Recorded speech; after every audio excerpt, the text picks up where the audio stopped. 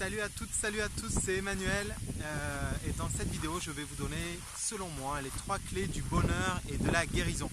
Donc, je me trouve dans un magnifique parc du côté de San Pedro sur l'île de La Palma aux Canaries. Et avant de vous présenter ces 3 clés du bonheur et de la guérison, il me semble important de citer Platon qui avait déjà tout compris il y a plusieurs milliers d'années en disant si vous voulez guérir le corps, commencez par guérir l'âme.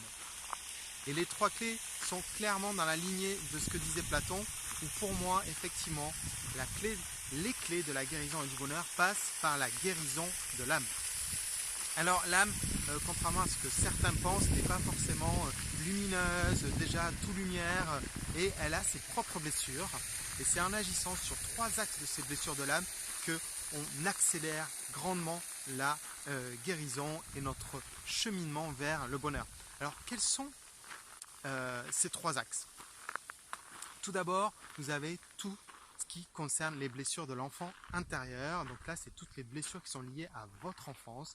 Dans cette incarnation-ci, ça c'est la première clé, c'est de travailler vraiment dans l'écoute et la réintégration. Et je dis bien la réintégration de votre enfant intérieur et même de vos enfants intérieurs. Puisque à chaque fois que vous avez une blessure dans votre enfance, ça crée au niveau de l'âme comme un déchirement, c'est un moyen de survie et ce déchirement isole une partie de votre histoire pour que vous puissiez continuer votre chemin et votre évolution.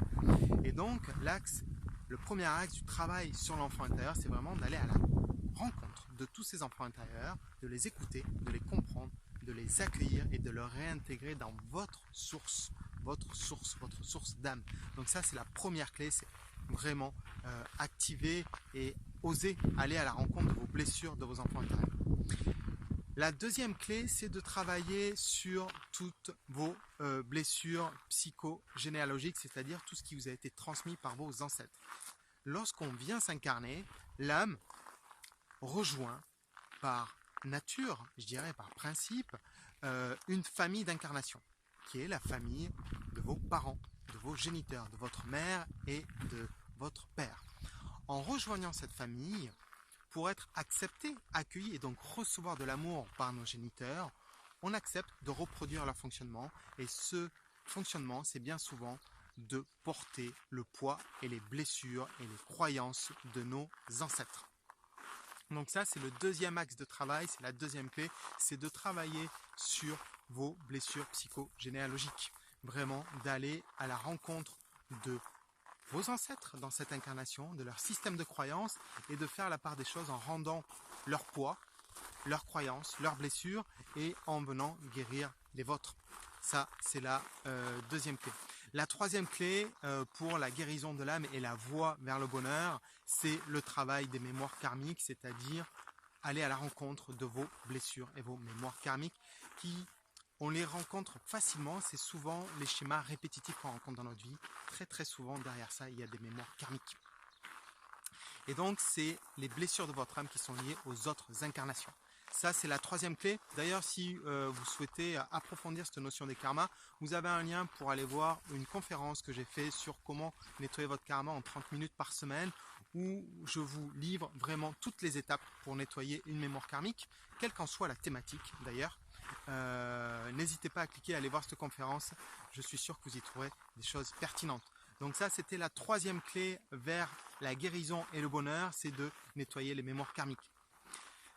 Alors, si je synthétise un peu tous ces dires, les 3 clés vers le bonheur, c'est quoi? C'est de travailler au niveau de son âme, parce que c'est qui vous êtes et ce que vous êtes. Et donc, vous avez le travail sur les blessures de l'enfant intérieur. Donc vraiment, je sais, c'est pas confortable d'aller à la rencontre de ses blessures, à la rencontre de son passé, mais c'est une voie, à mon avis, indispensable. Deuxième voie, c'est le travail sur vos mémoires d'ancêtres, sur tout ce qui est votre psychogénéalogie. Et votre troisième voie, c'est le travail sur vos mémoires et blessures karmiques. Donc après, sur comment travailler là-dessus, c'est à chacun de trouver la voie et l'outil qui est le plus adapté pour vous, pour votre histoire, pour qui vous êtes.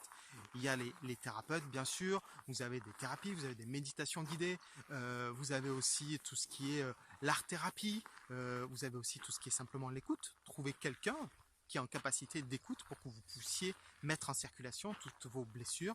Il y a vraiment aujourd'hui à notre époque de multiples façons de travailler sur nos blessures. Écoutez, voilà, j'espère vraiment que ces 3 clés vont vous inspirer, vous faire réfléchir sur quel axe vous allez travailler dès aujourd'hui.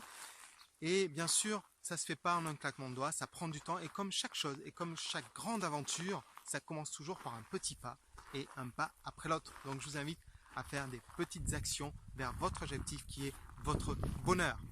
Donc, si vous avez aimé cette vidéo, n'hésitez pas à la partager. Abonnez-vous à ma chaîne YouTube si ce n'est pas encore fait.